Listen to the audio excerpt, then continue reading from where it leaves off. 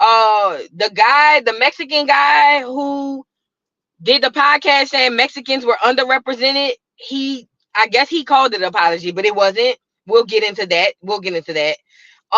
Pretty V got a certificate, a doctorate degree, and she want everybody to call her a doctor. And then, hey, Gabor. Hey, Gabor. Right, you like me. Gabor says, well, I never knew Michelle sang that. I'm from Houston, so the first time I heard it was from Slim Thug. Right. I didn't know it either. Hey, Gabor, y'all go support Gabor on his channel. I love Gabor's channel. Y'all go support Gabor on his channel, please, if you can, okay? But yeah, look, I didn't so Pretty V got her certificate, and now she running around here telling people to call her a doctor. And I said, girl, I wish I would. I wish the DOC would leave my lips. Okay. And then we're going to discuss what's the other boy? What's the other thing I had? Oh, y'all done turned Serena Williams to a clear woman. Y'all done turned Serena Williams into a clear woman, but we about to get into it. Okay. Let's start with Pretty V. Get her up here. Now, Pretty V has received her honorary doctorate degree. Okay. The fact that people work years and years to achieve these doctorate degrees, go into mounds of debt to achieve these doctorate degrees, study hard, and they just give them to celebrities. I think that instead of people being upset at the fact that she has one, we should be upset at the fact that the school gave her one. Does that make sense? Now, I have a 4-year degree. I have a 2-year degree. I have 2 degrees. And I'm in debt from just those. I could not imagine going the whole, 8 to 12 years, and then I'm watching you give her one, and she the doctor and I'm a doctor too. But the comments were more upset at her because she was on here talking about, oh, what's for me is for me, and God seen it for me, and he's adding to my resume. And I'm saying, God, girl, ain't got nothing to do with God ain't tell them people to give you no doctorate, no honorary doctorate degree, girl. All the things God got on his plate. You think he was like, hey, can one of y'all give Pretty V an honorary doctorate degree? Okay. But she's trying to attach it to that, and her being her season, and I'm more than just the skits. No, honestly, and I'm not saying she's not more than just the skits, but what I am saying is, girl,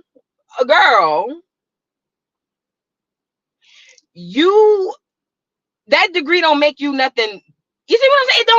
It don't count. But then again, does it? Does it? Because in my opinion, and it's just me, y'all, this just me, I believe that the degree doesn't have the power that we think it has anyway. And I got 2. Okay?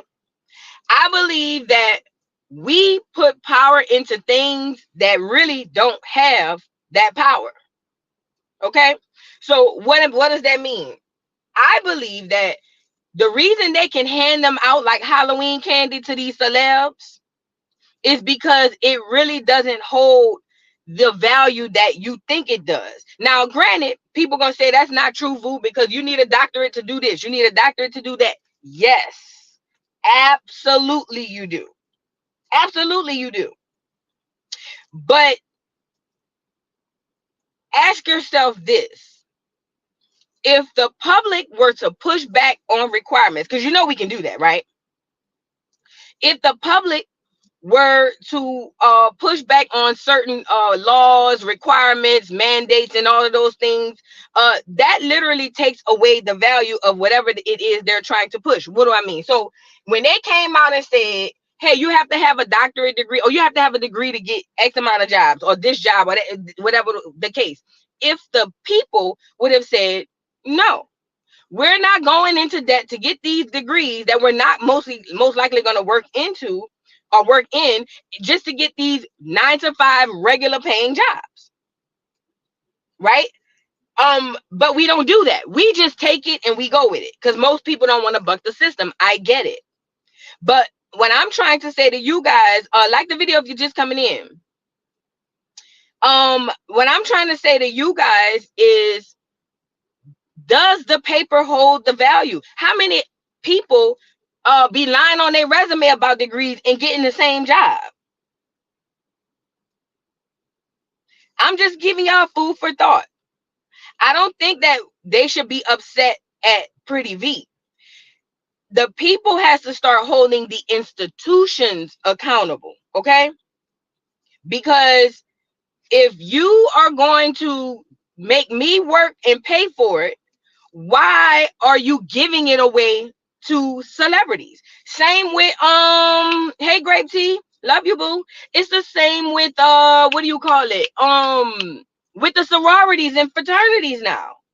It's so many people that are being inducted into the AKAs and all this stuff, old people who have not gone through the quote unquote burning sands that the other ones do. And I would be upset if I went through all of that. I done ate raw eggs and got up early in the morning, and then I'm looking over here and y'all got Patty. Miss Patty is now with AKA. No ma'am. I love Patty down for her singing, not the pies. But I don't want to go through all of that, and now y'all got Patty over here.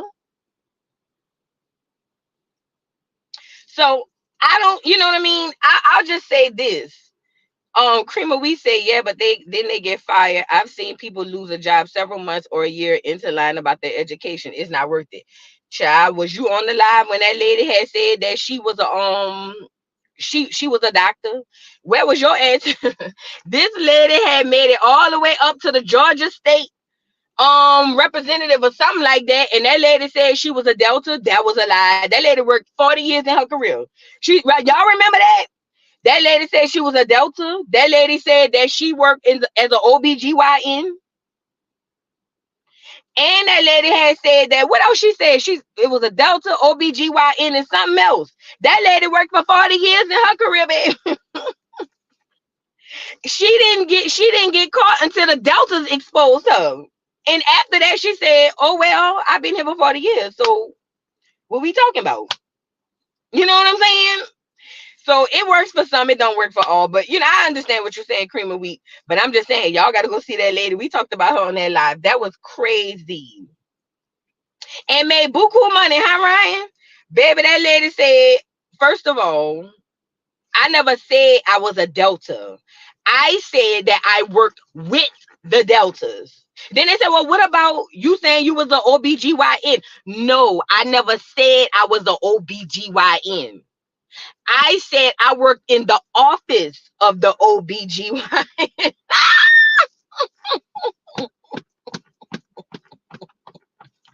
Shout out to that lady. That lady was all the way up at the state of Georgia. So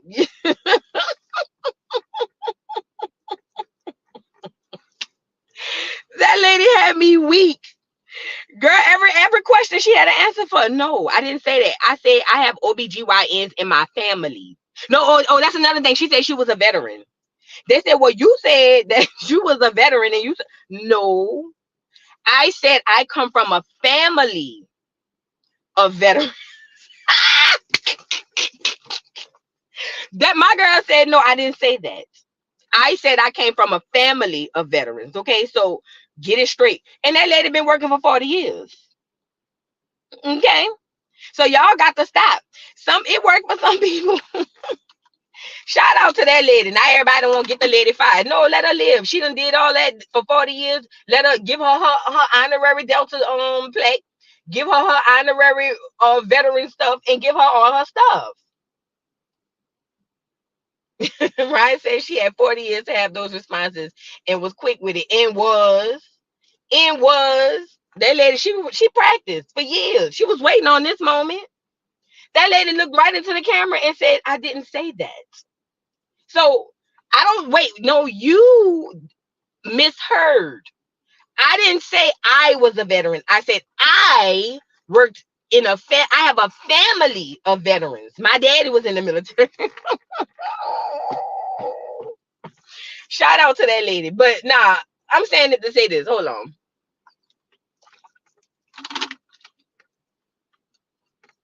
Girl, people with doctorate degrees um need to be over there messing with the schools. She got exposed because the Deltas exposed her, girl. She was running, girl. That lady had done been at meetings and everything for years. That lady had pictures with the Deltas, had her outfit on and everything. Yes, ma'am. That lady had been going to the meetings, girl, to the Delta meetings, paying her tithes and her dues. Girl, what we talking about? That lady was down there. That lady had been doing this for 40 years. Ashley, I'm not playing. That lady showed all her pictures with all her stuff on. That lady was at the meeting with other girls holding up the Rockefeller sign. She sure did. Yup, Simone, you remember throwing up the Rockefeller sign? Sure was. That black lady, Sergeant King, who had said that she was a Delta. And she was she said she was a Delta and she was a veteran and she was an OBGYN. And that lady had pictures with other Deltas holding up the Rockefeller sign with her Delta sign up. She sure did. She sure did. The Deltas exposed. But that lady had been paying her dues for 40 years. At this point, she a Delta. At this point, she a Delta. Yeah, I don't know if it was social media per Deltas or somebody on social media went looked her up, but they went looked her up, girl, and they found out that she was lying. I said they need to let that lady be. Let her live. Let her live. That lady did what she had to do. She been paying her dues. She is a Delta. She's stomping with y'all, huh? She know all the dances. Don't they go around in a circle with the dances? Stop it. She's a Delta. Shout out to the lady. But no, I'm just saying, you guys, people have to be upset with the institutions because what's the point in working for it when you could just go the celebrity route and get it for free? You see what I'm saying? What's the point in working for it when you could just go the celebrity route and get it for free? So that was Pretty V, you guys. That was Pretty V. Pretty V. Only thing I have to say is, girl, first and foremost, you sit up here talking about this is God, girl. This don't have nothing to do with God. God was not over there telling them make sure they give you a doctorate degree, an honorary doctorate degree. And then she want to say call me doctor. I wish I would. I wish I would say doctor anything to a girl online who make videos about being Jamaican with no shoes on. I wish I would. I wish I would. Anyways, y'all done turned Serena Williams to a clear woman.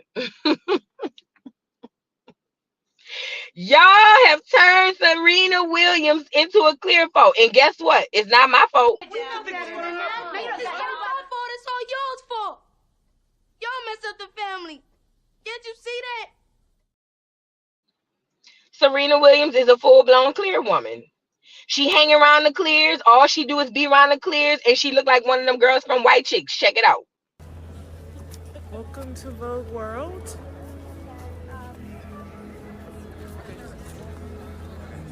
Actually, it's back there. Ah, dis donc, je suis français, je...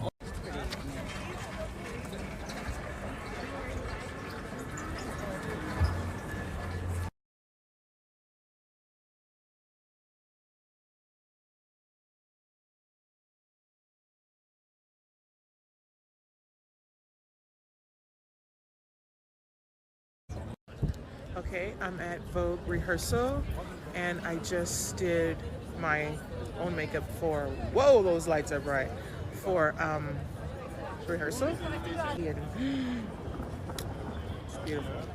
Don't mind my hair, because I had my hoodie on, so I put my hoodie back on, because I'm trying to look cool and young and fresh.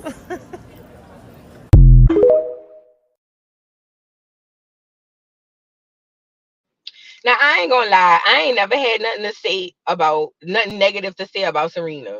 Serena always been a quiet girl. She stayed to herself or whatever the case may be. She don't, you know what I'm saying? Until she said that about Caitlin Clark, talking about, oh, she's triumphing like me. That's when I said, that was the first time I said anything negative about her. But Serena, Rena, Riri, girl, what did you do? What did you do? First and foremost, I have never seen a person who used, and I'm not saying that's what she using. I'm just saying that's what it looked like. I have never seen a person who uses skin whitening or skin bleaching and it look good. Never in my entire life. I don't care if it's I've never seen it. It has never.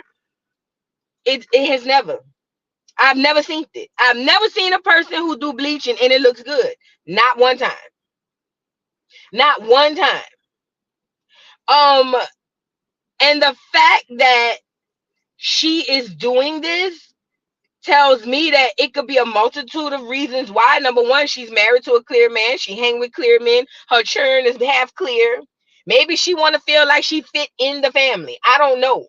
But what I find typically when clear men date black women, they like the black nappy. You know what I'm saying? They like the natural. I was about to say nappy head, but you know, they like the natural black woman with the natural hair, the big features, the big nose, the big lips. Typically, almost every time I see the clear man with the Negro woman, they like naturally black, dark skin, you know, black women. So I'm confused as to why she's doing this, because I'm pretty sure her husband liked the features that a lot of us gave her crap for. And I've never given her crap for her features. I always thought she was fine as hell. I always thought she was cute. You know what I'm saying? Well, I ain't gonna lie, when she was a little girl, she was a little peculiar looking. I ain't gonna lie. Her and Venus, they was a little peculiar looking when they was churn. They was, I gotta say that part. I ain't gonna lie. They grown now, so I can say it. When they was little and they used to have them braids with the beads, they was a little peculiar looking. I ain't gonna lie, but when they grew older, they grew into their looks. You know what I'm saying? And I thought that they were beautiful women. I really did. I really did. So I was confused when I seen her started, changing faces. Yes, T. Roberts, changing faces. That's what it was. You know what I'm saying? I think the pressures of social media and our own people plays a part in that. I think her proximity to them people plays a part in that. I believe that she maybe I don't know this to be fact. I believe that maybe she has some insecurities that she's dealing with, and things of that nature. But girl, this ain't it. This ain't like listen. I think it makes her look worse. It makes her look like clay. It gives me pancake. It gives me white chicks. It gives me, when Flex Johnson played Michael Jackson, y'all remember that? It give me that. And nobody's gonna sit next to her and think on the inside, because they'll never say it on the outside. Nobody's gonna sit next to her and think on the inside, like internally, that looks good. They're gonna act like it does because they want to be in her presence, because I mean she is Serena Williams. But what I learned from Tinker Fat over there on Baddies is if you stop bleaching, you could go back. The black come back. You see what I'm saying? So Riri, Serena, Rena, please, if you ever hear this podcast, you probably never will. But if you should happen to run across it, put the bleach down, Fat. We don't like it. Go back to the black girl that we know and love. That was just some niggas that was hating and and they had self-hate. That wasn't us.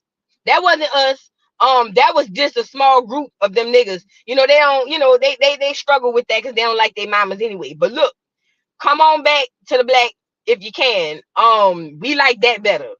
You keep the blonde hair, Fat. We ain't worried about the blonde hair. But yeah, come on back on this side. Come on back, Serena. And get you some more Negroes to hang around. Because see all them clear people she was riding there walking with, that play a part too. Subconsciously, go get you what are Negroes from Compton? You wasn't raised with no Negroes from Compton. Go get somebody, you know what I'm saying? Or they ain't even got to be from Compton. Just go find you some Negroes, if you can, and start hanging around them doing Negro activities. I think that'll help with your self-esteem for real. No cap. I think that'll help with our self-esteem. Okay. Yeah. But nevertheless, I just want to share that with you guys because I'm not gonna lie, as a darker skinned girl, which I'm getting darker every time I go out in the sun, which is fine by me. But I'm not gonna lie, growing up, I had a sister who black people say red. She was red, real bright, and she had freckles. And I used to want to be light skinned because all the boys gave her special attention. You know what I'm saying? Like she was popular. Like everybody was like, "Oh, your sister's so pretty." People would come and tell me, "Oh, she's so pretty. She's so pretty." And I used to be thinking, like, "Dang, I'm not pretty." Like, but this is a little girl. It took me to be grown up to understand that I am beautiful as well. So I understand the insecurities, and that's just me having a light-skinned sister.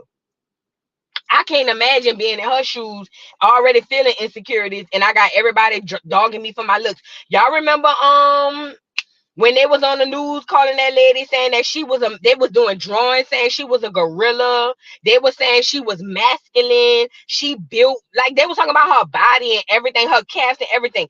And it was Negroes that really made me mad. Mostly a lot of them was black men.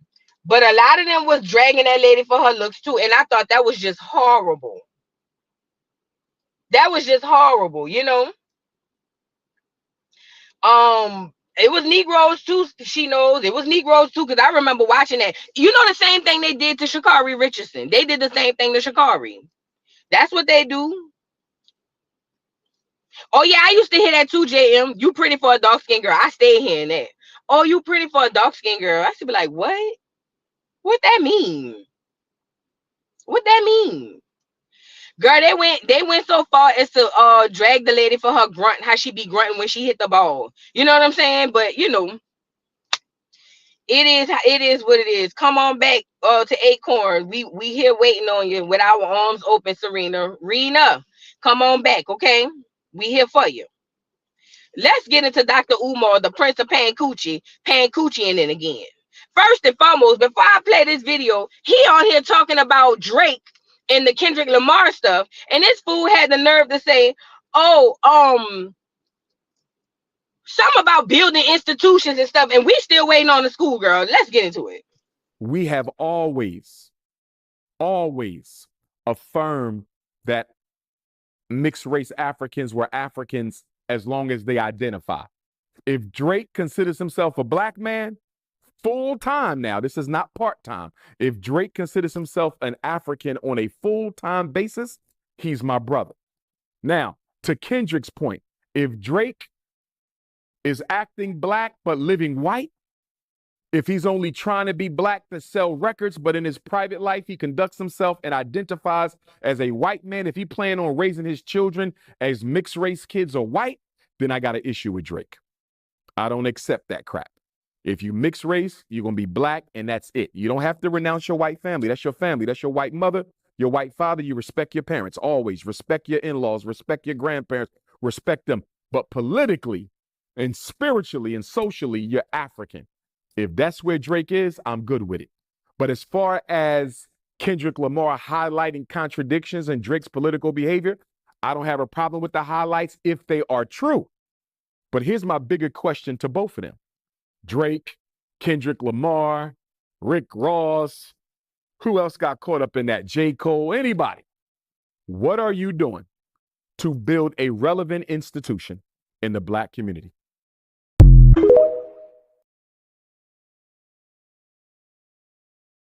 Let me start by saying this about the Prince of Pancoochie. First of all, it is unfair for any so-called black person to tell any biracial person that they need to pick a side. Let's start there first. We have to stop that. They did the same thing with the Tyler girl. Make me sweat when she said she was colored. You don't get to tell somebody who they is. Let's start there first. Saying that if he identifies as an African, right? Politically, socially, that is impossible when he has a clear mother. Okay? I don't understand this part. And this is the part that really gets me with Negroes. Everybody ain't you, and you can't make them you. But to turn around and tell this boy who was raised primarily and solely by his clear mother that he needs to identify, right, as an African is insane to me. He didn't even grow up with a lot of Negro influence. Hell, he had a bar mitzvah. He had a whole bar mitzvah. How many Negroes y'all know had a bar mitzvah? He grew up around middle to upper class, clear people. You can't come to that boy and tell that boy, oh, you have to identify socially, politically, 24/7 as an African. He ain't no African, first of all, because his pa ain't no African. Secondly, who are you to tell him how to identify when the term is called biracial? You know, BI, that means two. That means he is made up of two different races, clear and Negro. You don't get to tell him that he needs to identify. Second of all, simply identifying as so-called African should not be enough to say he is that. If that's the case, can a clear person come in here and say, I'm a Negro, and we just be like, oh, they identify, so cool, there you go. It just doesn't make sense. It doesn't make sense. Benjamin Ariza says, in Jewish culture, you are what your mother is. In science, you are what your mother is.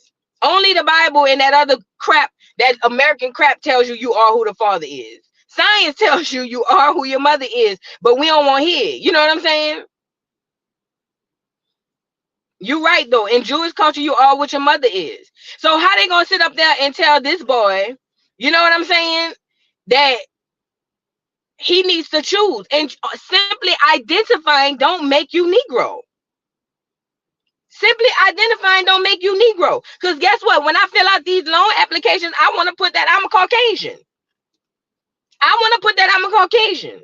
So I get to just say it, oh, I'm Caucasian. And then it is so.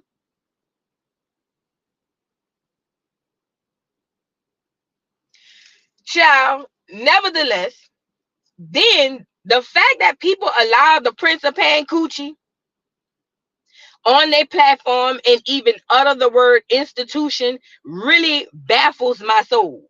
It does something to my spirit. I ain't gonna lie. This Negro been building this school. They got people from I forget where Delaware, where he's building the school at. These people done been by the school and say the school is abandoned. Girl, it's just a building. They say they had bricks, not bricks, wood all on the windows. How dare you talk about anybody building an institution when you have been collecting donations for 10 years and we still have no school? You've been talking about this school like 90 going west. Y'all donate to the Marcus Garvey, what do you call it? The Frederick Douglass, Marcus Garvey, whatever. Two of these turnkey Negroes, handkerchief head Negroes. You still haven't opened your institution. I know people who got online institutions in less than that. And I get it. One is online, one is in person. But see, this is what y'all got to understand about this school stuff. You think they about to let a Negro open a school, an actual building, and they don't follow the curriculum of the doggone education, or the board of education? Then you foolish. They have full monopoly on the education system, okay? If you believe they gonna let Dr. Umar Ifantunde Prince of Pan Coochie Johnson open up a school where he's going to have his own curriculum and he's going to be shaping the minds of young boys, you foolish. You're foolish. If they don't back him financially, that means because he has to take the curriculum in order to get the financial backing, right? If he says, I don't want the financial backing, right? Then he's going to have to fund his whole stuff. Not only that, then they'll block him and say, your school isn't accredited. What does that mean? If a child go to 6th grade at the Frederick Douglass Marcus Garvey School of Prince of Pan Coochies, then when they try to go to 7th grade and say they're in 7th grade at another school, the school's going to say, that don't count. That whole year, that don't count. It's bigger than this. I have a sister who has an actual doctorate degree who was a principal at a high school. I understand this school system stuff. It's way deeper and way more political than you ever thought. I'm telling you now. It's way more political than you thought. Way, like you guys have no idea. And this is why the schools have the same curriculum all over. It's political. It's an indoctrination system, and they need everybody to think the same. Why do you think it is that everybody thinks the same unless you go to a private school? I believe that Dr. Umar should be the last person to go on here talking about anybody building an institution. He couldn't come on a regular show, like especially a show like mine. See, when he go to holler institution, I wouldn't let him get the tuition part out. Because I said, well, Dr. Umar, where's your school? We've been waiting for people and donated money. People done did all these things for your school. Where's your school, brother? It seemed like every time you turn around, he's on the run looking at women. He's, to be, in my opinion, this is my opinion. It sounds to me like he's just using this school stuff to get y'all money. And all he's doing is going around the world, doing speaking engagement, which he's really great at. Doing interviews and getting coochie. Period. He's just using y'all money to travel, do speaking engagements, interviews, and get coochie. That's why I call him the Prince of Pan Coochie. Okay? Yes, Q Butter, the Ziax Institute. Yes, a real Black-centered school.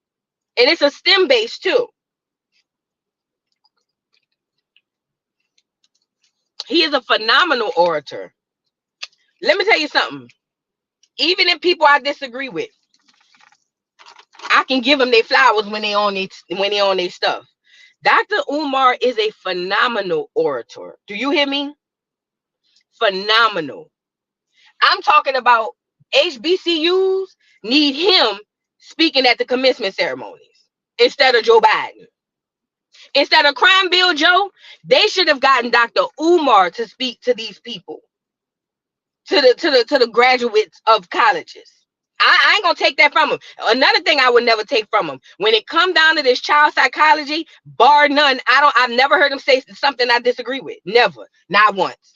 When it come down to child psychology, I have never heard him say anything that I disagree with. I gotta give him his flowers on that. I gotta give him his flowers on that. I ain't no hater. You know what I'm saying? But when it comes to him leading everybody, orator is a speaker. It's a speaker. But when it comes to him leading everybody into this African stuff, that's where I draw the line. That's where we disagree. That's where we disagree. That's why I jump off the plane. But as long as he's talking about Black child psychology, I'm behind them 10 toes. Another one, Tariq Nasheed. I love that he is delineating Negro people from all of the other diaspora. He's saying, I'm not you, you're not me.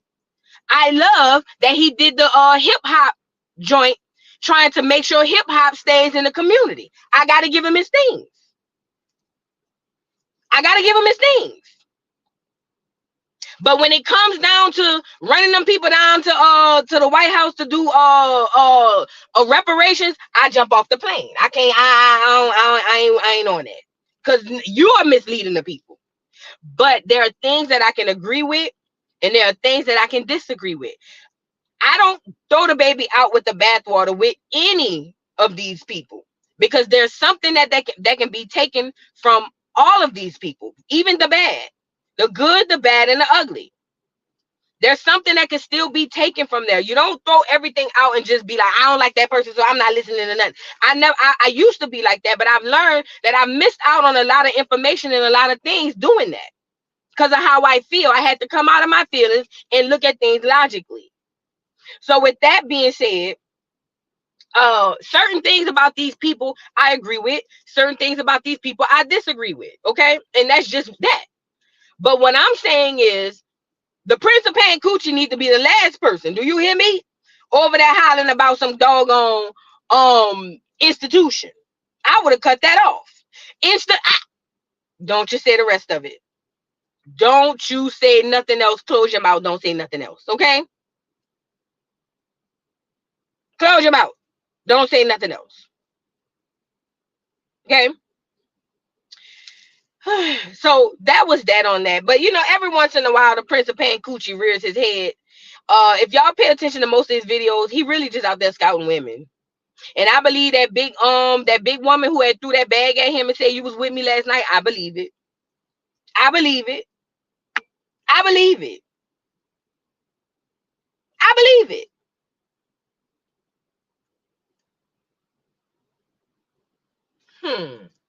Everybody was saying, I don't believe that. Why? Because she fat. Y'all crazy than the road lizard. Let me tell y'all something. The big girls get more peen a lot of times than the skinny ones. Clock that T.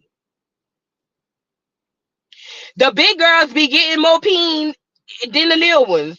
Quiet as is kept. Loud as is heard. Okay? So they can sit up there and think because he's Dr. Umar and that big woman came up that aisle and threw that bag and said you was with me last night, that it's impossible. Impossible. Why? Because he Dr. Umar? Negro, please.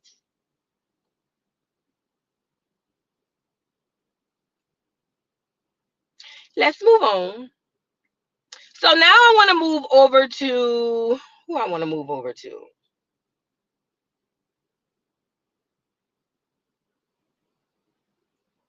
There's something else I want to show y'all. Hold on. I can't see this. What this is? Food community. Food. Let's get into the Mexican guy apologizing for. Well, it's not really an apology. I'm gonna be honest. It's not really an apology. It's a backhanded apology. But the Mexican guy who went on that platform saying that Mexicans were underrepresented in hip hop, he went on his own platform by himself. I think it's called the Food Podcast or something like that. And basically, he had this to say about the backlash. He said basically, hey, I didn't know about Juneteenth, but I educated myself, but still feels like Mexicans should have been represented. Let's get into it, girl. It's a lot. Let's get into it. Food community podcast. You are now watching another segment of Icon Reacts. So, there is a viral clip on the internet right now of me, which is titled, Mexicans Feel Underrepresented at Juneteenth Concert. I'd like to add context and clarity to this whole situation. And I'd like to start off by saying, number one, I did not know that it was a Juneteenth concert. To my knowledge, the show was called Ken and Friends Pop-Up Concert.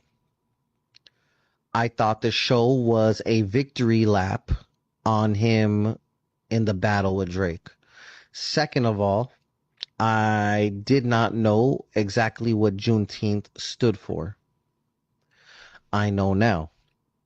Juneteenth stands for and is celebrated because of the emancipation of people that were enslaved, aka the abolishment of slavery.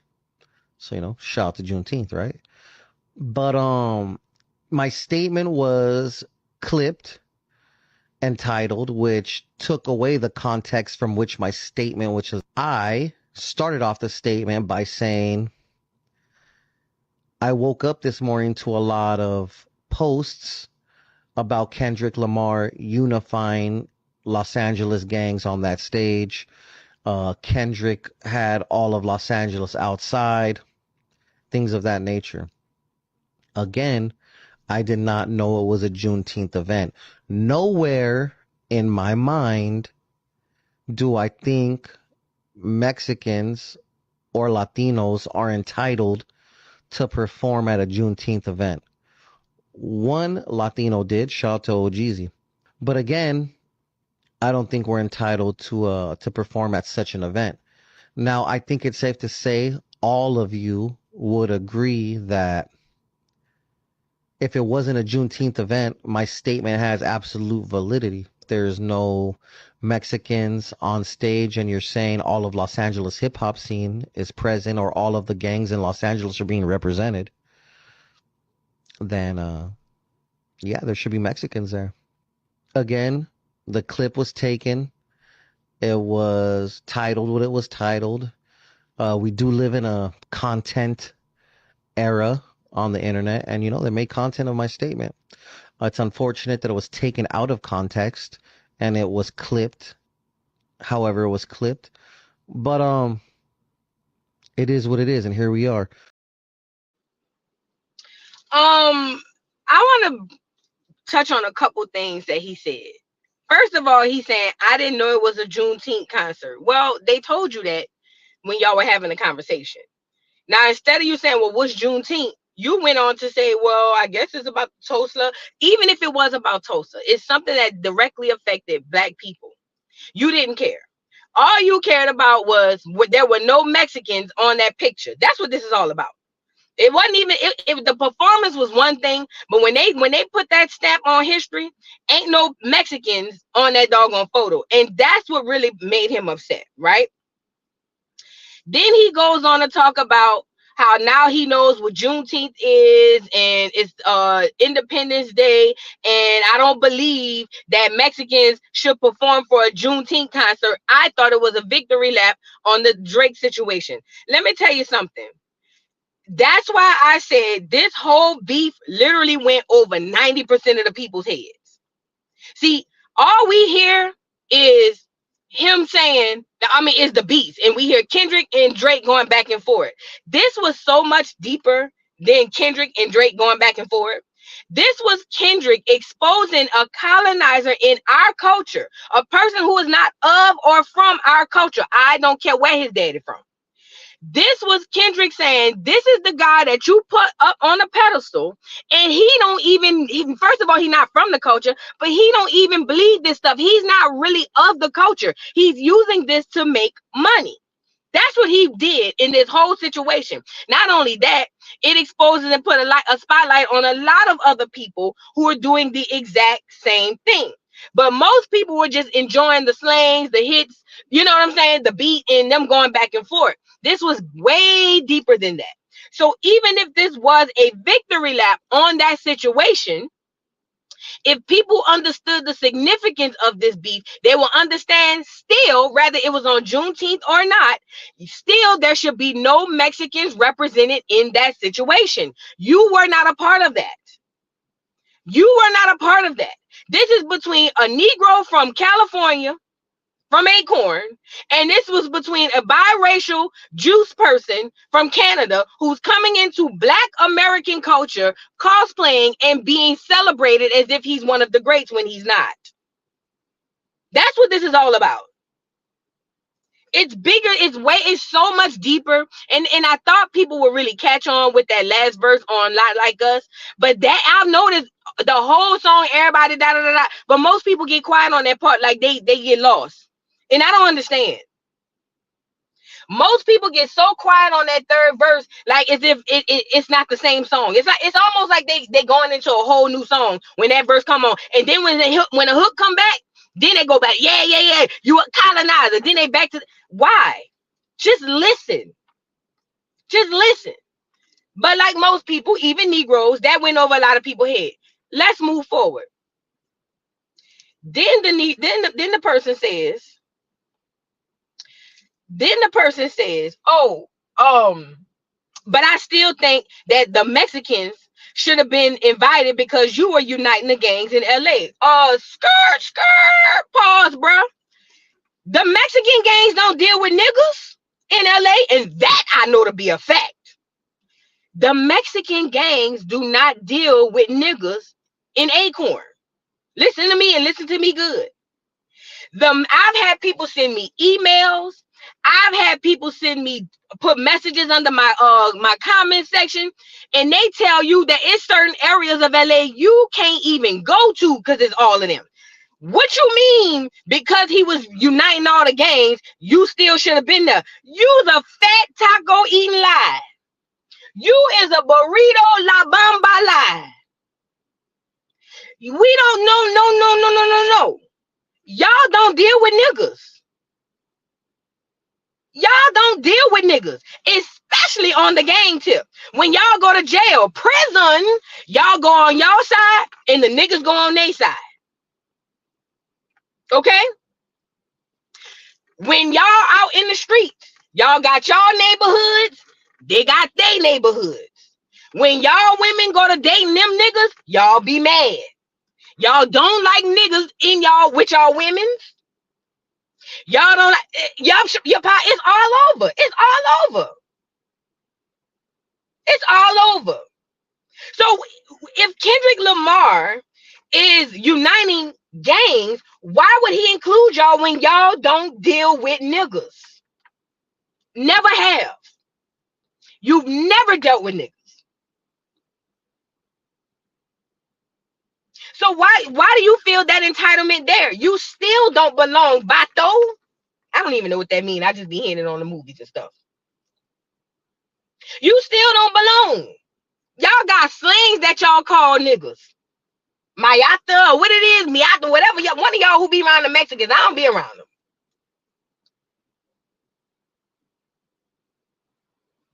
And that's the part right there. But love saying the N-word. I cringe when Jade and Alexis be saying that stuff around Blueface and around these people and don't nobody say nothing. I cringe. Because guess what? You can't call them the slang. You can't go around there calling them spicks. Let's talk about it. Can we normalize the spick term and then go over there and call them that? Hell no. But here we go with our giving ass. Here we go. We just want to be Santa Claus 365 and just drop off gifts to everybody. Yeah, you can say it. Come on, yeah. You can say it. Like the duck geese that we are.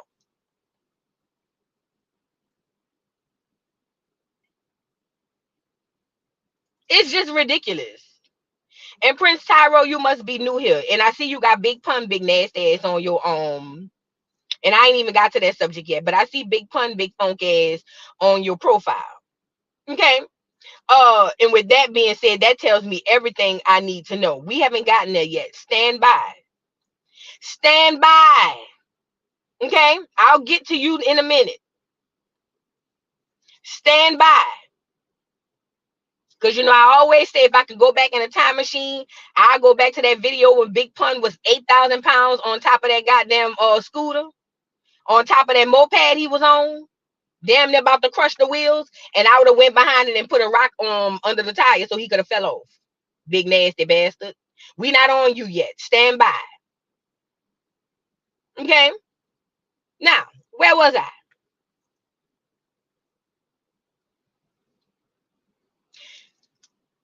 Even in the situation of them uniting all gangs, he does not belong there. The Mexican gangs don't belong there. Okay? They don't. They don't belong there. Y'all don't deal with black people. You never have and you never will. Not in jail, not outside of jail, not nowhere. Okay? So no, you don't belong. The apology was a backhanded apology anyway. It really, you know what I'm saying? It really wasn't an apology. Yay. We don't want it. You could have kept it. Because when you turned around and said, I still feel like we should have been included, you completely, everything you just said is null and void.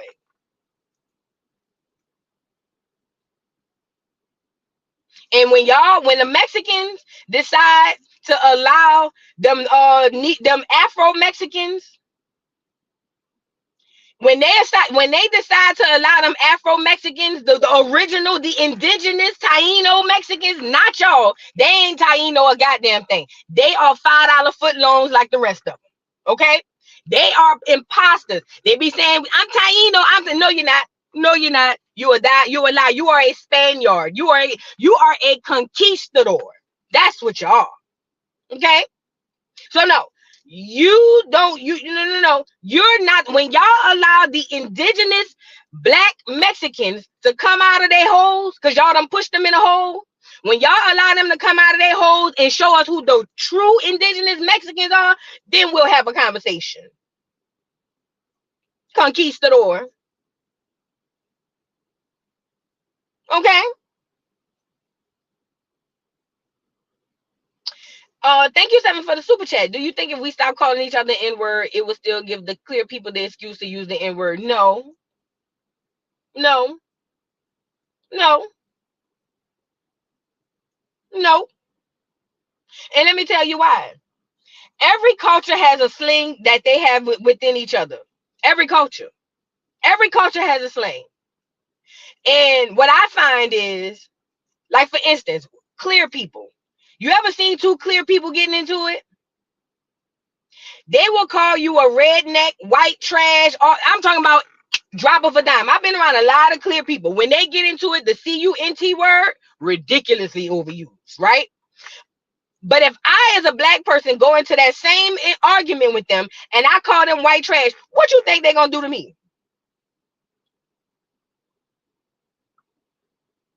So no, same with Asians, same with Mexicans, same with Puerto Ricans. Everybody have their internal slangs that they use. It's not about us using it, in my opinion, with each other. I think hip hop made it comfortable for a lot of people to use it.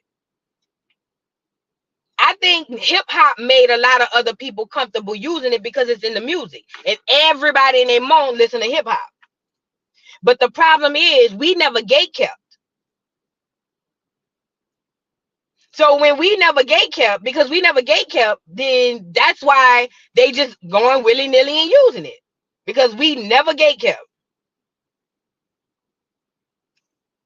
Thank you, Unique, for the super chat. Please keep up the great and fun commentary. I enjoy all your work / videos. Thank you so much, Unique 1718. Thank you so much. Thank you. Thank you so much. I appreciate you. But now listen, if I get into it with a clear person and I call them white trash, child, I'll be out of here. They would be done got me up out of here so fast. You know what I'm saying? So I don't think so. I think that through hip hop and us not saying nothing, and some of us championing a lot of these people using the word, and to be completely honest, I find socially it's a lot of clear women who have that I can use it more than, you know what I mean? But that's through a lot of that's through a lot of Negroes too. But you know, this the part, D-Weem. D-Weem say hip hop was for us. We should have never let them in the MFing door. I keep telling y'all. I've always thought this. I say, man, when we owned it, when it was ran by us, we had the record stores. We had, you know what I'm saying? We were pressing the records. Why would you give it away? Because Negroes always have a price. Negroes always, it was them pioneers who sold hip hop to them clear folk. Y'all know that, right?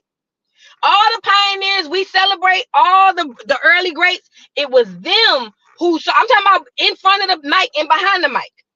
It was them who sold hip hop to them clear people because they wanted a check.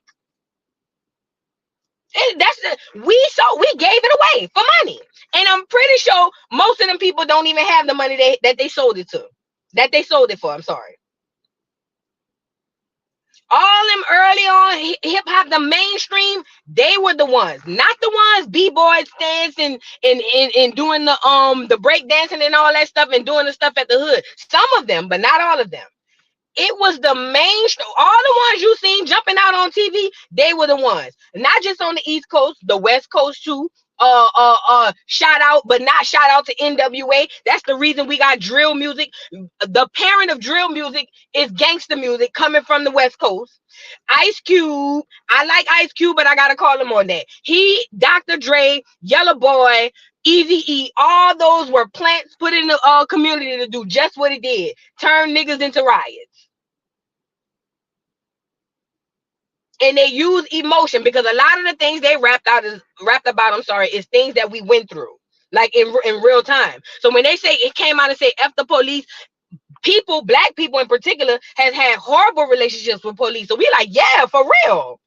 But we didn't understand that it was a bigger picture and it was a bigger detriment to that whole stance. Yeah, it's cool. You should have freedom of speech, but at what cost? And they were in on it. They were planning it. Ice Cube already said it. We've already gone over that on this channel. Ice Cube already admitted that it was a CIA operative. I remember when Queen Latifah had that UNITY, you gotta let them know you ain't a bitch or a hoe. That was like popping. I remember in New Orleans, who sang this song? Not Lady Red. I want to say Mia X. I came here tonight to settle the scores. Females are women and girls. Not tramps and hoes for all you brothers that be stunting on them weak ass rhymes. It's payback time. I remember when women rapped about nice, positive things. You know what I'm saying?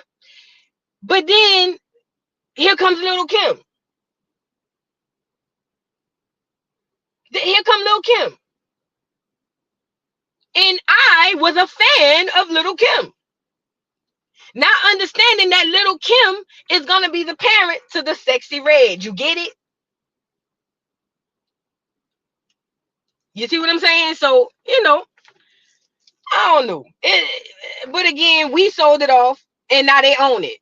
Like as far as the records and all of that. But the culture, it still belongs to us. Without us, it doesn't work. It doesn't exist. Okay? Yup, NWA, Luke, Russell Simmons, Diddy, Bombada, Africa Bombada, Birdman, Snoop, yup, Lil Wayne, Master P, put him in there too. Biggie, Lil Kim, Jay-Z, especially that nigga. Jay-Z, Diddy, those were the top tier pioneers, of selling this stuff off. Cause I remember, y'all remember when Irv Gotti and them was trying to start their own distribution company, and allegedly they said, I didn't say it, but they said Jay-Z had snitched on them, and that's when they had raided they studios and they stuff and all of that, and they was trying to get Ricos on them boys.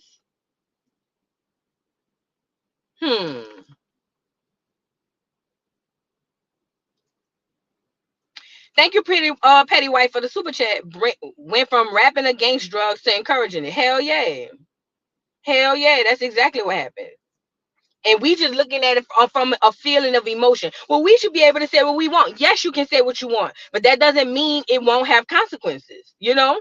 And then we're now looking at the consequences. Lil' Kim birthed Sexy Red. NWA birthed drill music. Look at what drill music and Sexy Red has done to our community. Drill music done killed more teenagers than a doggone war. They had a better chance of going to war overseas than Chirac. Who else? Lil Kim. Lil Kim started off rhyming, and now we got Sexy Red polluting the children. Literally. Sexy Red, grown folk don't really, some do, but for the collective, grown folk ain't on Sexy Red. That's for sure. That's for sure.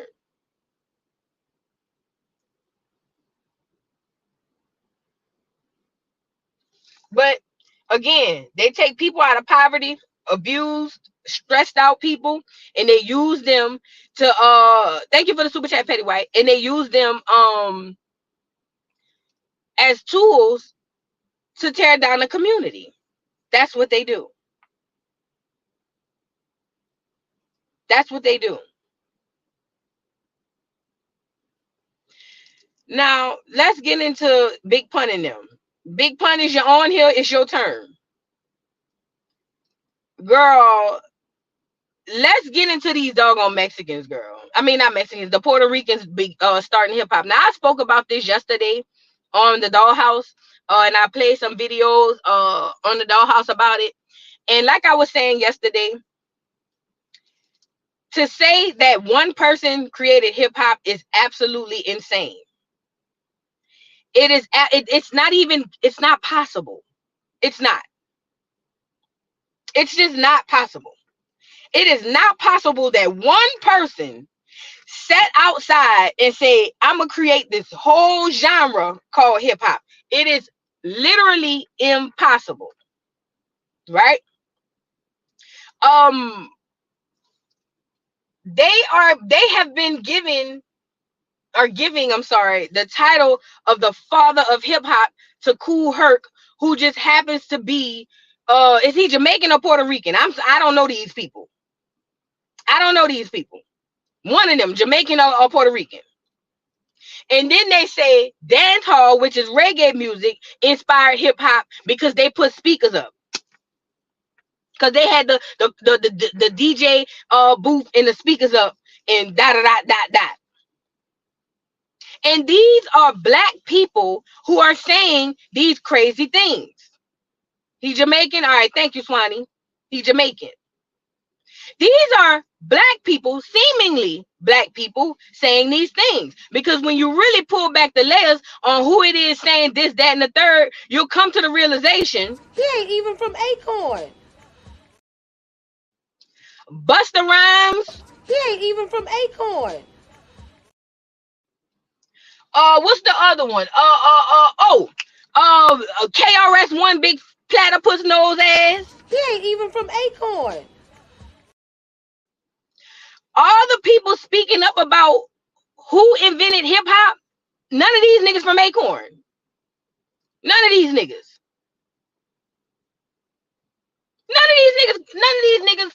are from Acorn. But they look like they are. Right? And that's all that matters. Not only that, these are early hip hop people. So people are going to take their word and go with it because they're going to be like, well, it must be true. Remember, I told y'all they did the same thing. Y'all got to connect the dots. I told y'all they did the same thing with women's basketball, with WNBA. Didn't I tell y'all what they was going to do? In order to solidify, to write the history, they're going to get the major people. I said they were going to be, who I said they were going to go get to co-sign this girl, Caitlin Clark. LeBron James.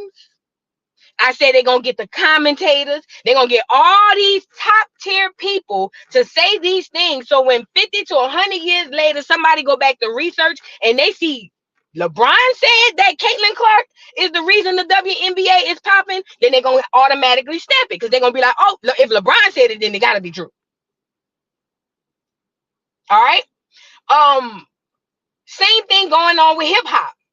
You get one of the pioneers, one of the earlier pioneers of the game, like KRS-One, and then and a mainstream pioneer like Busta Rhymes to say that it wasn't in Jamaica. I mean, it wasn't in America. It was Jamaican inspired, and it was the Puerto Rican that we couldn't do. If you get one of them to say it, then you automatically gonna believe it 50 to 100 years from now because they're gonna be in the story as one of the earlier pioneers of hip hop.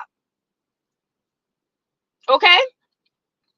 Now, the reason I say it is insane to say that hip hop, as far as the actual art form, started in the Bronx is because they were doing that in the South. They were all, listen, in the 50s, the 40s or the 50s, we already seen the Jubileers who were doing this, who was rapping with gold teeth, the gold front and everything.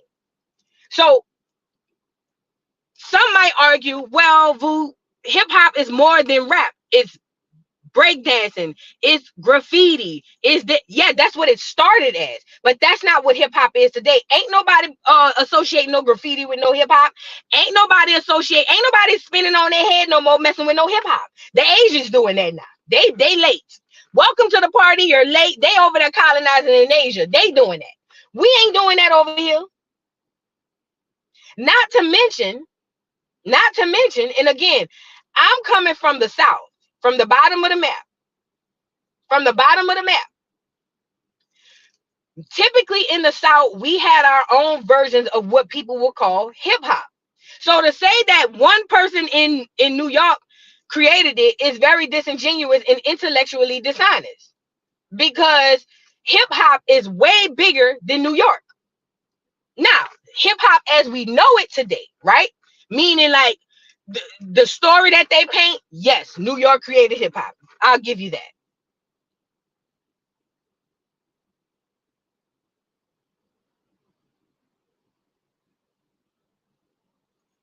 Thank you for the super chat. We call BS News Podcast.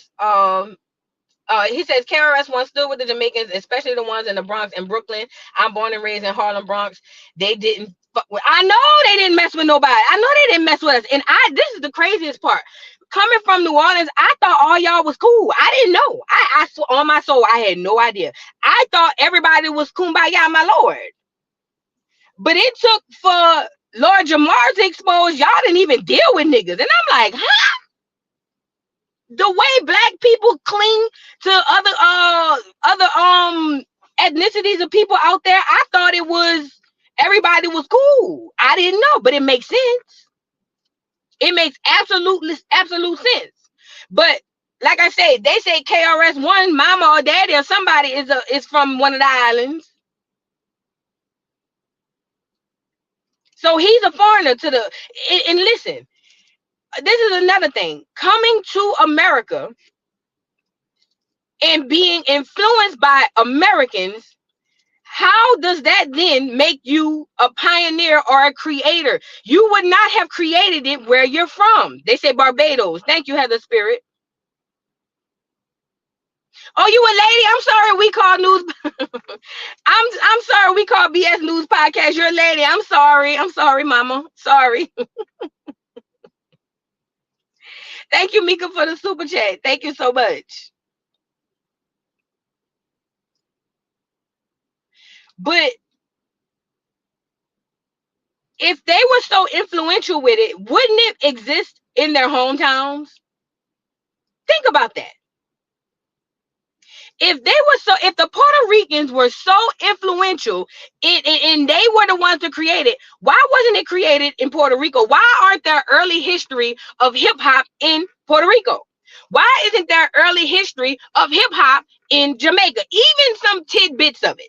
You gonna sit up here and tell me because y'all put speakers on top of each other in Jamaica and they do it in New York and it was a Jamaican dude who put the speaker on top of the speaker that we create? Stop it. But it's not about what's true. It's about what the narrative will be painted during history. And where we are witnesses. We have front row seats. Listen to me and listen to me good.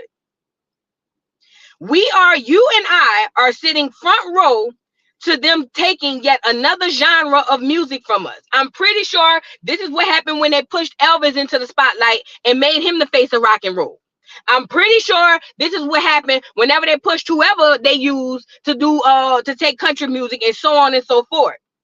We have front row seats, and in real time we are witnessing them take something from us again. I want to play this for you guys. Let me play this Puerto Rican child, this Rican. What is something people are not ready to hear? Puerto Ricans are also the pioneers of hip-hop. Specifically New Yorkers. It's not up for debate. You can't gatekeep something that's rightfully ours. The origins of hip-hop came from my hometown, the Bronx. And when talking about hip-hop, you have to mention Grandmaster Flash, Africa Bambaataa, and DJ Kool Herc, who all just so happen to be Caribbean descent as well. But we cannot continue this conversation without talking about DJ Charlie Chase and DJ Disco Wiz. Charlie Chase was a part of this band right here. You can't believe your eyes. Puerto Ricans also contributed to creating breakdancing. It's a way of life. It's a way to get out of, as they would say, get out of the ghetto. There's also proof in this movie right here. If that's not enough proof, you can look up Spike Lee or Busta Rhymes confirming. Don't get mad because it's true.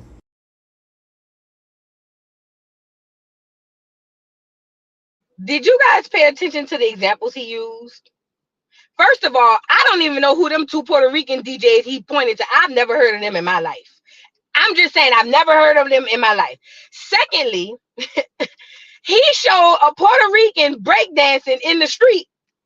Girl, I could do better than that today. Girl, what? Then he showed the movie Breaking. That's the one I want to hone in on.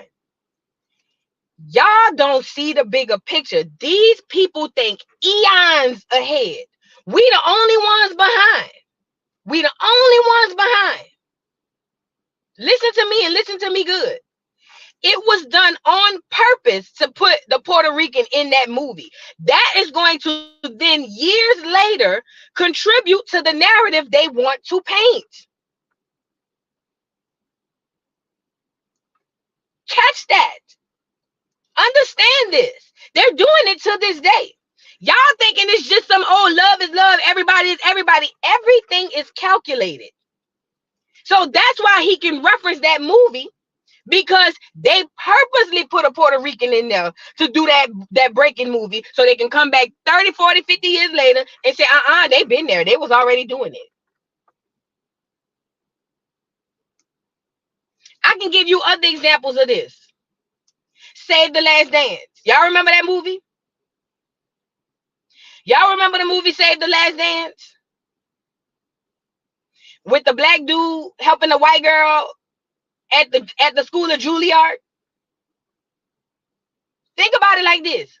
Now, he helping her to dance. She's doing and he teaches her hip hop to infiltrate into the ballet so that and use a hip hop song so that she can appeal to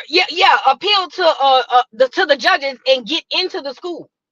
Now, on the surface, most people be like, well, shoot, he taught it to her, so technically she da-da-da-da.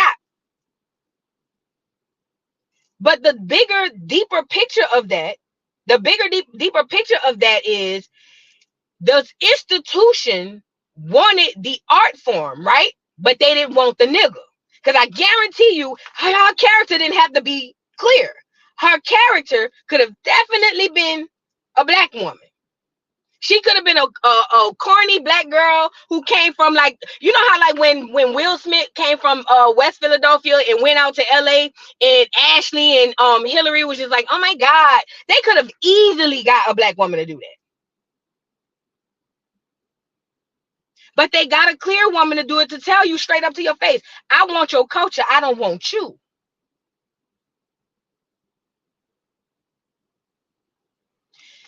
They do it in the movies all the time. They do it in the music and the movies. Eminem was placed right where he was. This has nothing to do with his talent. Eminem was placed right where he was because when it all boils down, all the greats they're gonna go back to all of them clips of all the greats saying that Eminem was the best rapper alive. And they're gonna post Eminem is going to be the face of hip hop. Watch.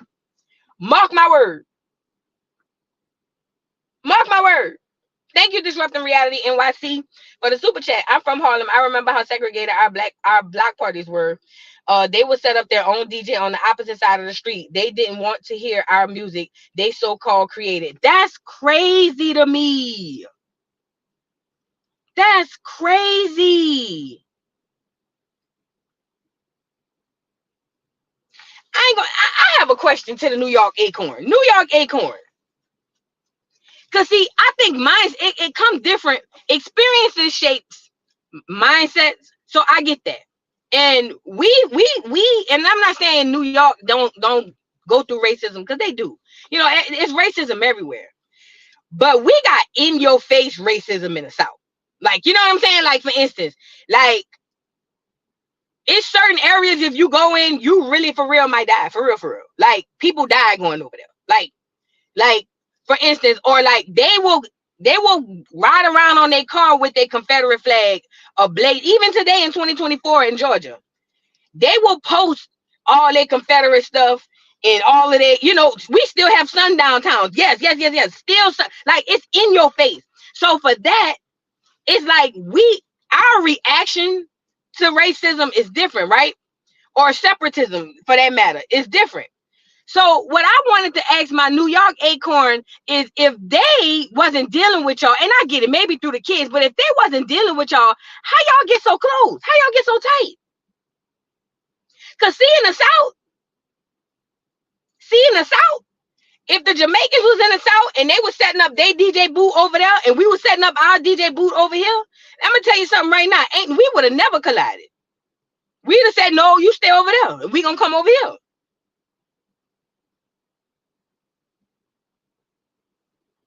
You know what the problem with this is, Disha? She said Lil Wayne will always be the best rapper. I agree. But they got Lil Wayne on camera saying Eminem is the best rapper.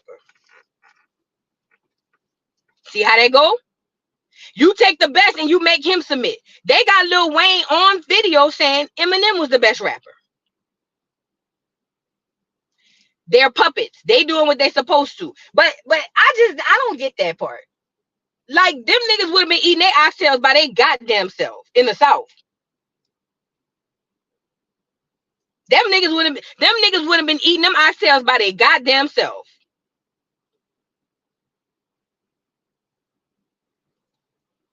But but they put on this united front, and this the gag.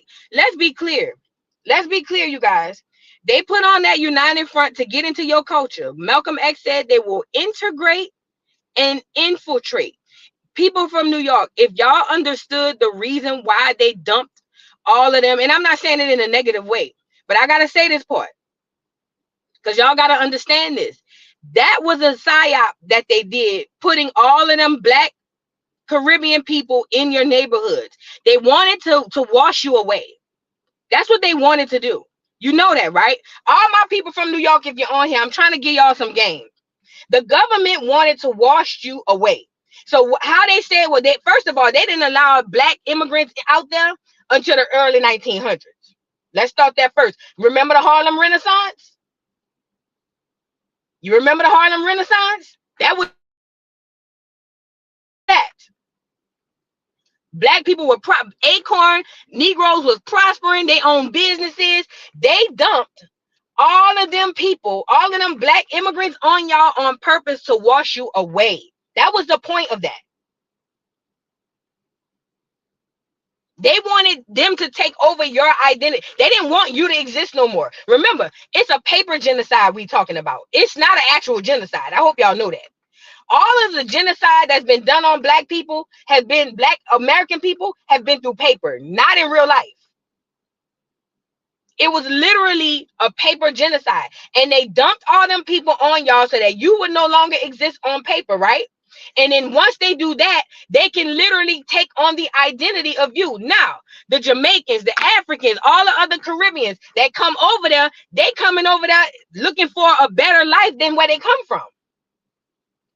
So hell yeah, they're gonna do whatever it takes. They don't care about you, but they play like they and this is not all of them. So please don't take this as I'm saying everybody. That's not, I can never say that no one group of people are monoliths.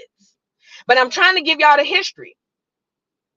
They got them folk in there and put them right on top of you in the projects. The Puerto Ricans, the Jamaicans, all these people, they put them right on top of you in the hood. That's what they did on purpose. And when they put them people on top of you, they put them there with intentions to get rid of you.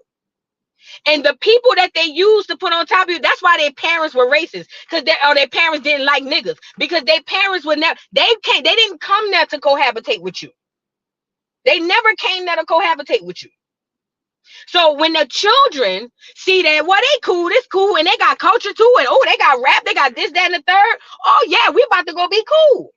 And they came in and they played coy and they played cool. Like, oh yeah, we all one, brother. You let them say, everybody using the N-word, even the Black ones. Everybody using the N-word, everybody in the culture, everybody dressing like you, talking like you, acting like you, all of that. And now that they have a hold, yep, in Miami too, Nick, hombre.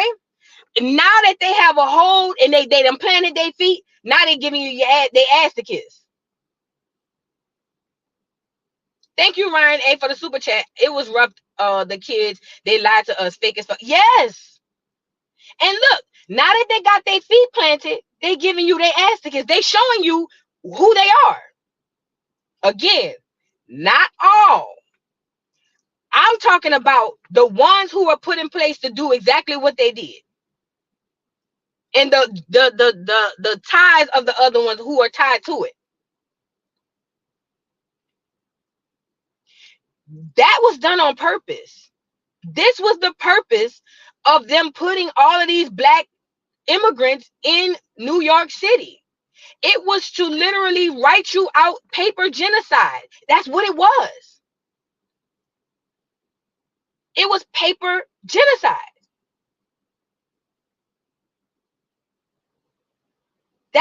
That's not by mistake. It's not by happenstance. It's not a coincidence. That was done on purpose. They literally put them in there for that. So when you see today Busta Rhymes, let me show you Busta Rhymes showing you who he really is. All this time he was nigga this, nigga that. Oh, my people, my people. I'm telling you, if nobody would have told me he was Jamaican, I never would have knew. Now look what Busta Rhymes really feel. And Jamaicans invented hip hop. This whole hip hop shit was birthed from Jamaica. Like Kool Herc is a Jamaican nigga. You get what I'm saying? The whole concept of having big ass speakers stockpiled on top of each other and playing loud ass music outside, that come from Jamaica. That's dancehall culture. You know what I'm saying? So Kool Herc brought dancehall culture to the U.S. and gave birth to hip hop culture. The only thing that changed was the type of music that was played and how it was played. But the concept is the same.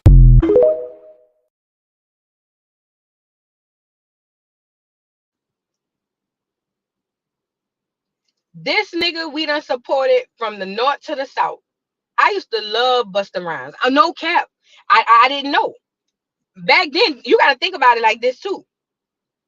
I'm from New Orleans. Only thing I knew about New York is what I seen on TV. I didn't know nothing about New York. Okay? I visited New York as a teenager going on family vacation with my mama. But even then, I only got like a taste of New York. I ain't know nothing about New York. I loved it, Busta Rhymes. If nobody told me he was a Jamaican, I never would have known it. I never would have knew it. So when I came to find out that it's a big mixture of people up there, I was like, oh. Now, as a person from the South who's not, unless you're in Miami is another melting pot too. But as a person from the South who don't really come into contact with a whole heap of other black cultures, like there's not a lot of Africans, well, in Atlanta now, but there wasn't a lot of Africans in the South. There wasn't a lot of Jamaicans in the South. There wasn't, unless you were in Miami, that wasn't like the norm for us. So once I realized, oh no, they got Jamaicans up there, they got Dominicans up there.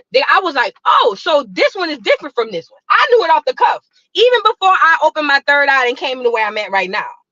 I knew off the cuff that, okay, so that one is different from that one because that one is Jamaican and this one is Black American. Yeah, California too. Yes, California too. Absolutely. But now that I understand it the way that I understand it, and I've done some of the research on this government and what they're doing, to perform paper genocide. Remember, every time they change our names, that is another form of paper genocide. You know, Negro, colored, Black, Afro-American, African-American, Black American, all of that is a form. You lose indigenous Black Americans every time you change the name of us. Okay? I want you to know that, but that's one form. But once I learned about why they placed all of them black, because listen, before the early 1900s, the only people they would allow in America, I hope you guys know this, the only people they would allow in America are foreigners who were clear. Only clear foreigners could come to America, not the Negroes. Think about it like this. Y'all remember in Texas in 2020 or 2021 it was. Remember them Haitian immigrants try to come across the border? And remember them people was on horses and stuff? Getting them, telling them they can't come. Y'all remember that in Texas?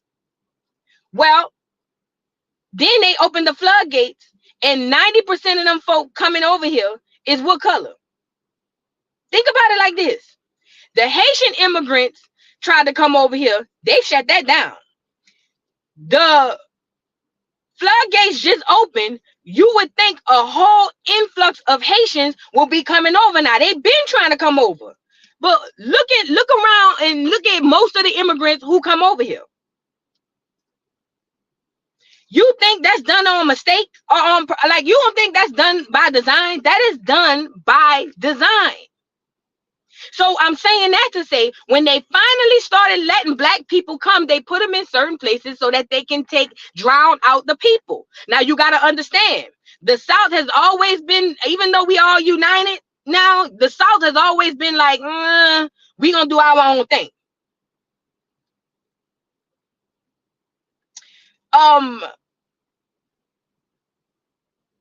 They were placed there in Miami, in New York, in California on purpose to do just what they're doing. And now all of these foreigners who y'all was cool with, y'all thought we were all the same, y'all thought it was all good, and it's not your fault because you didn't know. But all these foreigners that y'all are saying or y'all thought was really y'all friends are really showing you how they really feel. They really showing you right now how they feel.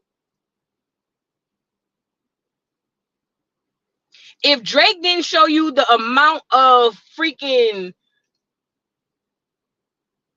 audacity when he was comfortable enough to put in a line, mind you, he ain't never been a slave, but to put in a line in his song saying Kendrick act like he rap like he trying to free the slaves, and everybody just bounce to that shit. He's a foreigner, my nigga. Like what? But because we under this one drop rule, his daddy from Tennessee, so it's cool. We just let it ride.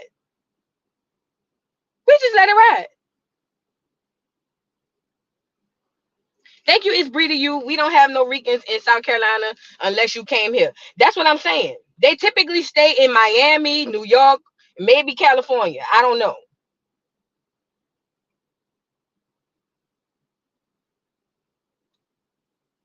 But thank you again, it's breeding you. You see how they feel about you now. The Mexicans, the essays that y'all thought was y'all friend, them people don't listen. Listen, Acorn, Black Americans, you ain't got no allies. When are y'all gonna figure that out? I thought every time you went up to fight for something, you look to your left and you look to your right and you see nobody standing with you that wasn't of you. I thought that would have told us that. We got hard heads.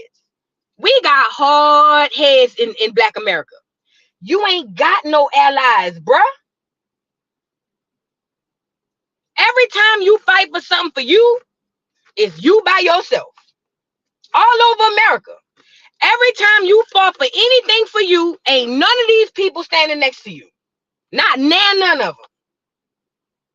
But when it's time for something to be good, everybody won't stand next to you. Everybody won't come down to the Juneteenth concert. Everybody created this. Everybody, you see what I'm saying? You ain't got no allies. You ain't got none.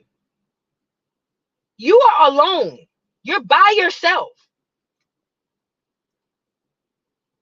Because guess what? Them people are masters at playing like, oh, yeah, I ain't like that. Until it's time to be like that.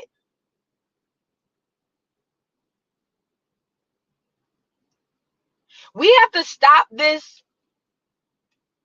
The most detrimental thing I see us doing today, and I'm going to be honest, the most detrimental thing I see us doing in 2024 as a culture, and this is our lashing from me. We always trying to make somebody black. When are you going to wake up and realize you are the only people on the face of this earth that call yourself black? So when you tell a Jamaican they black, when you tell a Haitian they black, when you tell a Dominican they black, you are giving away your identity. You know that, right? You're giving away your identity. If you want to be black, fine. If we're going to settle on the term black, cool. I'm here for it. But stop telling every fucking body that they black, because they not. A biracial person ain't fucking black. An African ain't black. Stop you giving it away. You're assisting in your own paper genocide. Do you see that? You are assisting in your own paper genocide when you tell everybody that they have your identity, but you can't never be theirs. I don't give a damn what ancestry test you take. Go to Nigeria and tell them people you Nigerian and see what happens. See, won't they run your ass up out of there?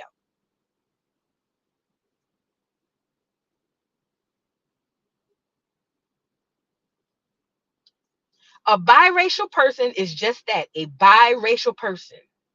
And Nigerian is just that, a Nigerian. A Jamaican is just that, a Jamaican. All these people, a Kenyan man is just that, a Kenyan. If you're going to settle on the term black, make it exclusively yours.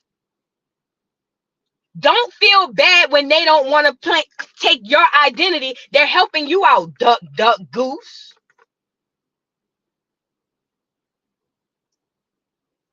Stop being mad with people for not wanting to take your identity. You shouldn't want to give it away.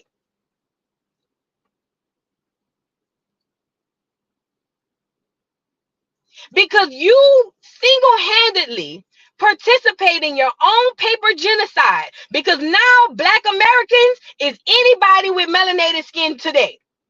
So how do you separate you from them? Because guess what? When they separate, and I tell y'all this all the time. Oh no, I'm Jamaican. Oh no, I'm Dominican. I'm Haitian. And you stuck there. And what's your identity?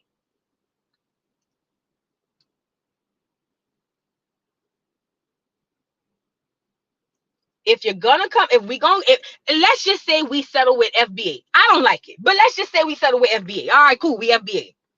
We have to be exclusively FBA. Ain't no biracial FBA. That don't go like that. I'm sorry. I'm sorry.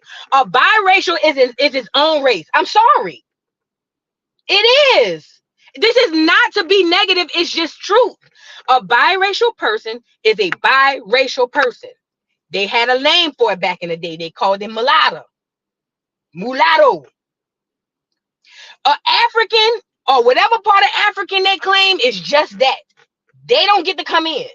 The Jamaicans, they don't get to come in. The Dominicans, they don't get to come in. It's exclusively for us. If we gonna be that, let's just be that. But don't make everybody us. Because I'm trying to use my words wisely. When you muddy the waters and you turn everybody into you literally take part in your own erasure. That's all I'm trying to say. You literally take part in your own erasure when you tell everybody that they have your identity, because no other culture of people does that. No other culture in the doggone diaspora does that. You don't go nowhere and they tell you them. Period. You don't go nowhere on the face of this earth and them people tell you and them are the same. And if they do, wait till Mad Day come and watch them delineate.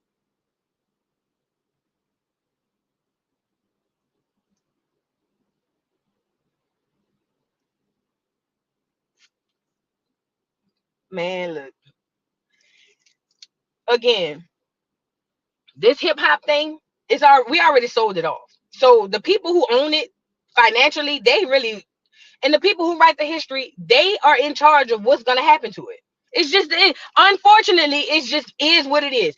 They are the ones who in charge, or who are going to be the ones who say what happens to it, because our people sold it off, and that's just that. Even to this day, they selling off stuff. Now they going west. They selling it off. They selling it off. They done took doggone verses. Y'all remember we had verses? What did Timberland and that Peckerwood looking boy do? What's his name? The DJ. No, the producer. The little Peckerwood looking one. Didn't they sell it off? And what happened to verses? You ain't seen the sense. Whenever we FUBU, our duck asses settle for a payday.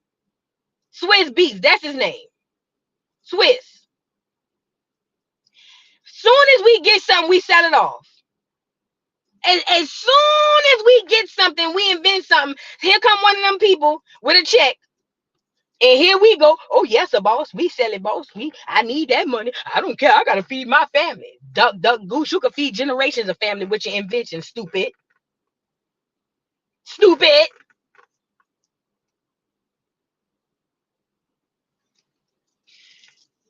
We got to be stronger than that. Unfortunately, like I say, hip hop is going into whatever hands the people who own it going into. But let's say this. Let me say this.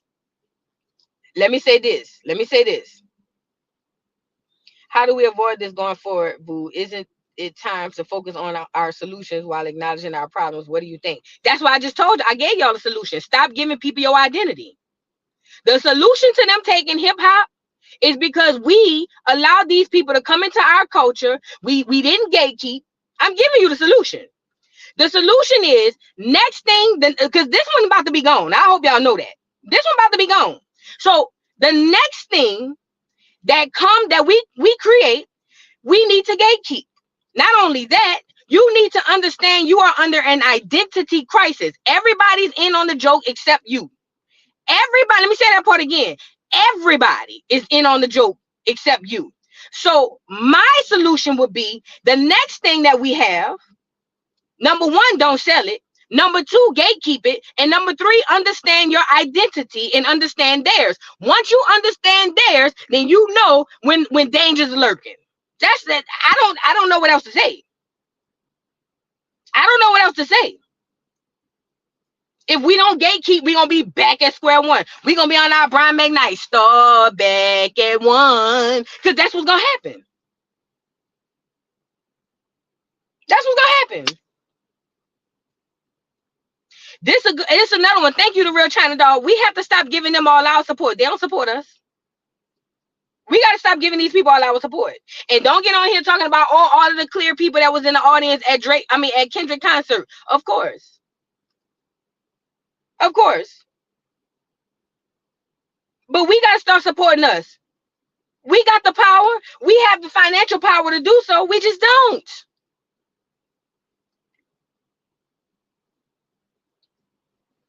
We decide the culture and don't even know it. We don't even realize we are the culture. Not only that we are the culture, we decide the culture. If we say no, it don't go. If we say yay, it's up.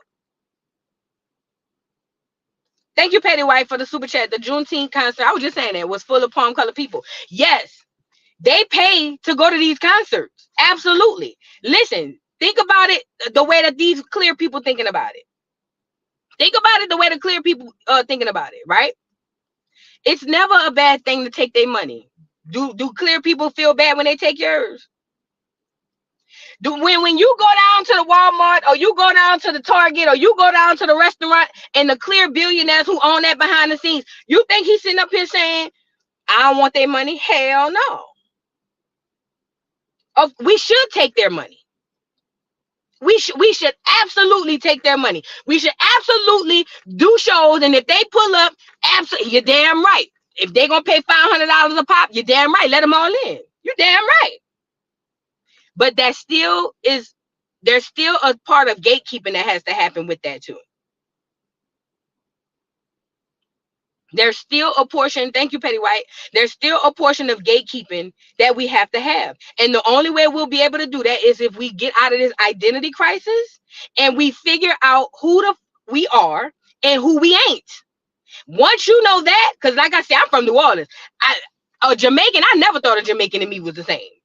I never thought an African and me was the same. I thought we came from Africa, but whenever I ran into an African, I knew off the cuff, me and that person ain't the same.